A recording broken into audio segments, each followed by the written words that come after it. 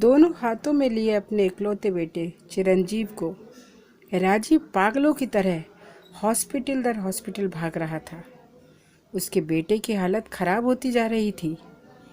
काफ़ी महंगे इंजेक्शन की आवश्यकता थी उसके बेटे की जान बचाने के लिए, परंतु बहुत भाग दौड़ के बाद भी नहीं मिल पा रहा था।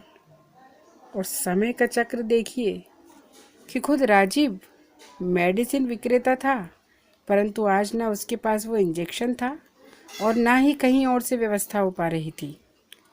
उसके बेटे चिरंजीव की हालत गंभीर होती जा रही थी। बेबसी में राजीव इंजेक्शन के लिए भागता फिर रहा था।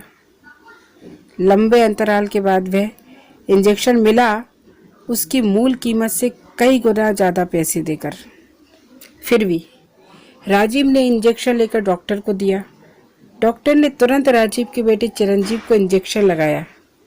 राजीव ने राहत की सांस ली, पर यह क्या, थोड़ी ही देर में चिरंजीव की तबीयत बिगड़ना शुरू हो गई।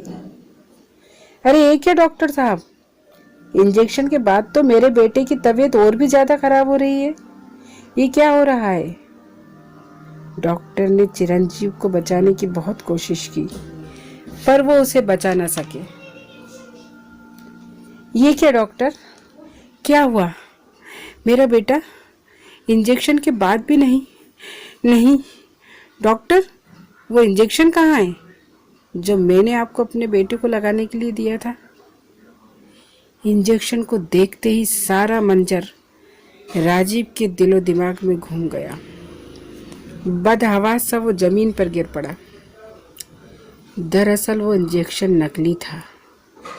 दवा के नाम पर उस इंजेक्शन में नकली दवा के रूप में जहर था।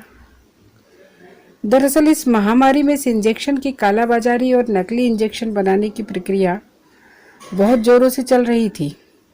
खुद राजीव भी इस नकली इंजेक्शन को मुंह मांगी कीमत में बेचने का काम कर रहा था। आज एक पल में इसी नकली इंजेक्शन के जहर ने राजीव के बेटे को उससे छीन लिया था।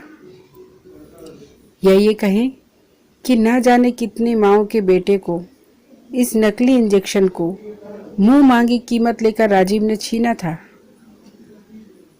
शायद उन्हीं माँ बाप की बद्दुआ ने आज राजीव और उसकी पत्नी की गोद को सूना कर दिया था। खुद राजीव ने अपनी चिरंजीव को चिरकाल तक न जीने दिया। वर्तमान समय में भी यही हो रहा है दोस्तों। पैसों के लालच में इंसान बद से बदतर हो जा रहा है। जल्दी और ज़्यादा पैसा कमाने के चक्कर में धन के भूखे भेड़िए लोगों की सांसों का सौदा कर रहे हैं। कहीं ऐसा ना हो कि किसी दिन तुम्हारे ये कर्म तुम्हारे ही किसी की सांसों को ले डूबे, तुम्हारे बच्चों को यतीम कर दे। आपदा में अवसर, इसका मतलब किसी की ज़िंदगी से खेलना या मजबूरी का फ़ायदा उठाकर उसे खोखला कर देना नहीं है।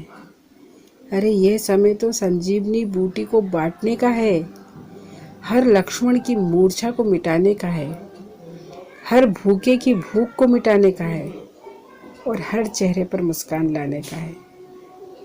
इस काला बाजारी को रोकना होगा, तभी हम हर घर के चिरंजीवों को बचा सकेंगे। Subscribe now and press the bell icon. Never miss an update.